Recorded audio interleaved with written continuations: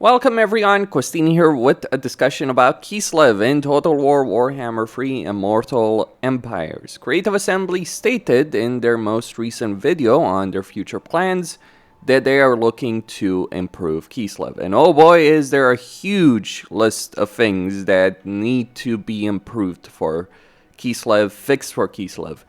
At the moment, I would genuinely say Kislev is a broken race. By broken, I don't mean they're weak. By broken, I mean they can abuse the game in such a way that very other few races can compete with them.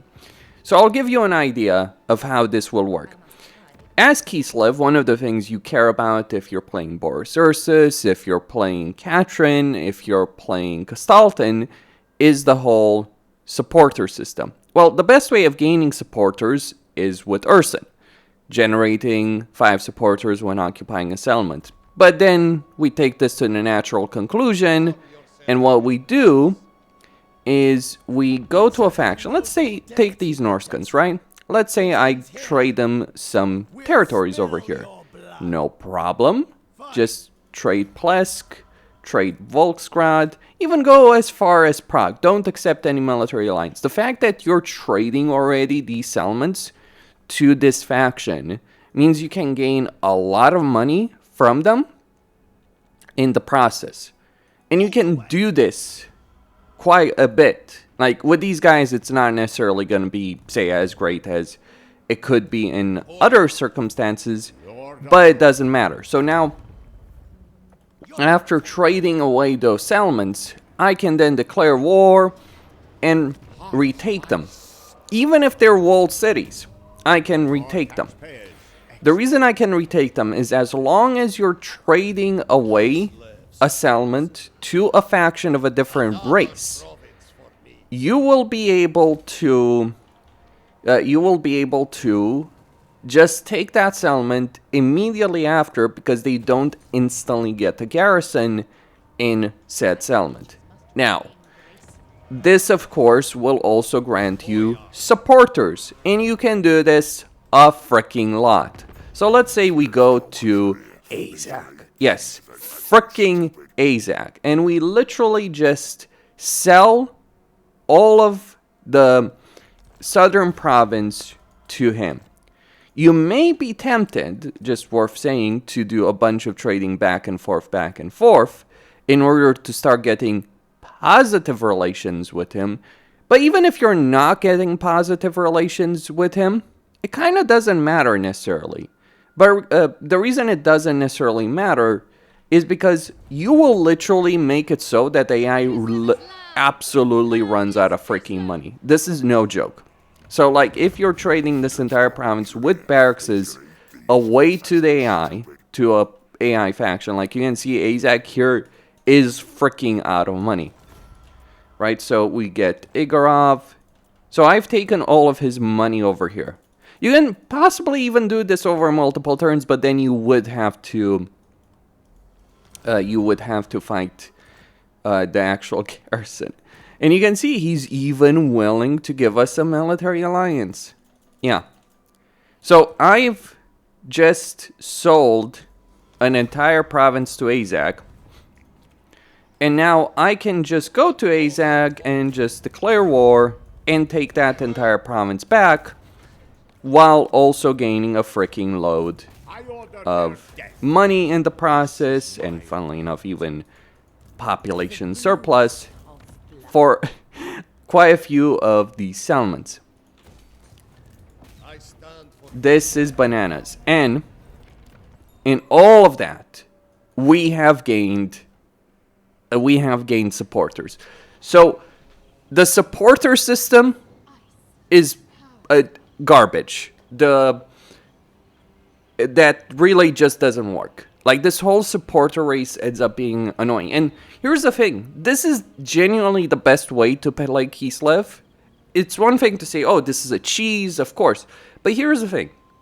This is the region trading is available to other races, but you don't need to do it. Like if I'm playing Grimgor, for instance, I'm not going to do this. Because why would I? It causes issues in terms of diplomacy, to be clear. You gain a lot of money, but if you don't need that money, what do you care about? But as Kislev, you do care about this because your short campaign victory condition, not your long one, requires you to gain 600 supporters if you're playing as Kostaltin and Katrin. This is one of the first and biggest issues that Kislev does have in the game. On top of that, no, there is more. On top of the shitty victory condition, the crappy system of the supporters in general, or Ostankia's own unique system, which is pretty awful to engage in as well, there is more to the problems of Kislev. I mean, we can talk about the fact that Kislev can literally confederate other Kislev factions unless there's some limitation on diplomacy, like with Kostaltin as Katrin, but you can confederate other factions with no penalty. All well and good, not really a problem. Of course, until you end up cheesing the hell out of the game to get those kind of confederations going. But here's the issue. Beyond that, devotion is annoying as hell. One of the reasons you want to do this, to gain as many supporters as possible, is because the more territory you have, the more devotion cost you're going to have for these invocations. So it's not just that the entire supporter system is garbage, the entire invocation system ends up being garbage. The benefits that you get, by the way, for supporting anything other than Ursun, just not really worth it. Oh, I can get some melee attack for my army in Wrath of the Bear. Great! Oh, but I only get 2 supporters. If you're not needing supporters, genuinely the only other god you want to invoke is Dash. And one of the reasons for that is beyond the fact that he literally gives you roughly a 10% economic benefit across the board, which is pretty significant, is that if you're going for cult customs with Celiac, if you're improving Dash's cult customs, you will get the ability of summoning an elemental bear in battle. If you improve that, if you spend the devotion. The fact that you can't gain devotion from fighting Skaven, from fighting vampires, from fighting greenskins, all of which you may have to deal with, or from fighting malevolent freaking wood elves, is also a ridiculous system. But there is more. See, one of the main mechanics of Kislev is the Ice Court, the training of Frost Maiden heroes and Ice Witch lords.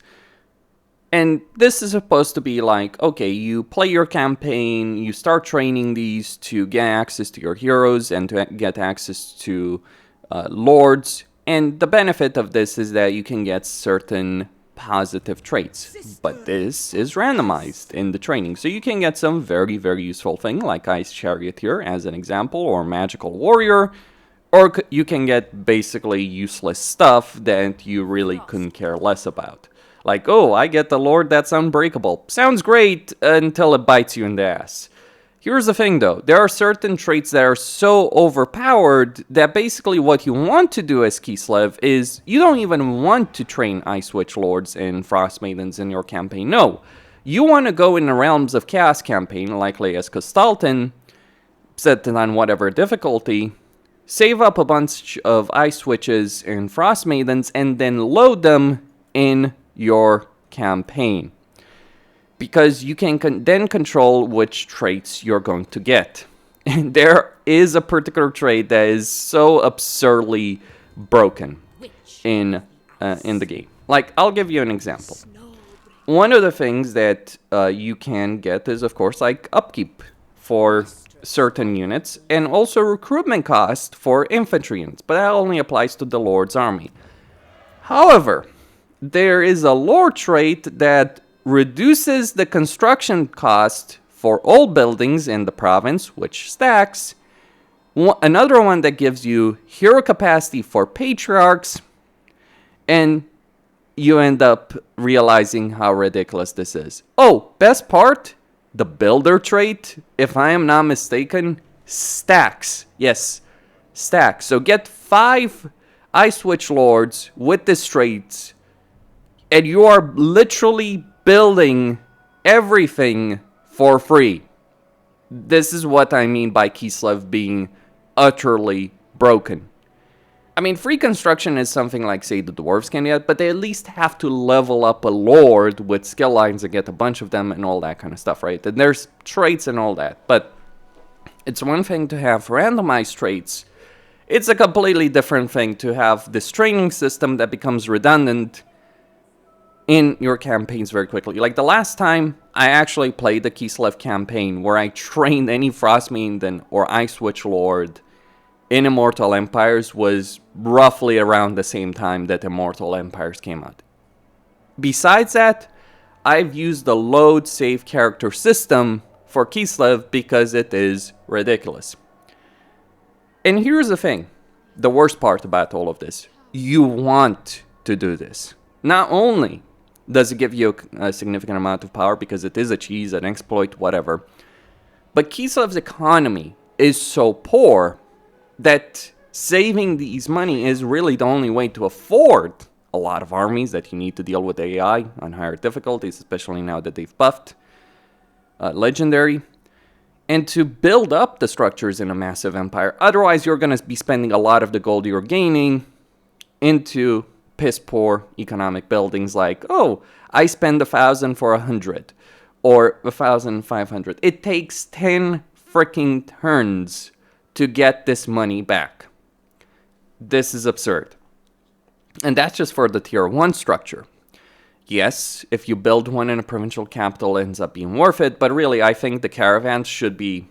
Like, I think the tradable resource benefit should be reduced, but you can get it at tier 3. And there's no higher economic building beyond tier 3. That would be my perspective on that. Army-wise, Kislev is in a pretty good spot, though they could certainly use tier 2 artillery, because Little Groms being tier 4 is something of an annoyance. But the army is not the problem. The economy, the supporter system, the devotion system, the victory conditions, all of them are. And don't even get me started on Astankia's annoying system of, oh, I start every turn and I have to spend these resources, not because I care about those army buffs and debuffs, but because literally I just want to unlock the top bar abilities. All of these things make Kislev a fairly broken race. Not weak, necessarily. Though if you play them normally, they are a fairly weak race because you get screwed on an economic level. But not weak if you do all of these things, but just so utterly broken as a race. It's one thing to have a cheese that can grant you a good amount of power if you use it.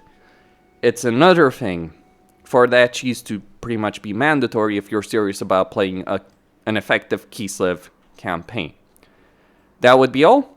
Kostin signing out. Don't forget to subscribe, like, and enable notifications. Stay tuned for more.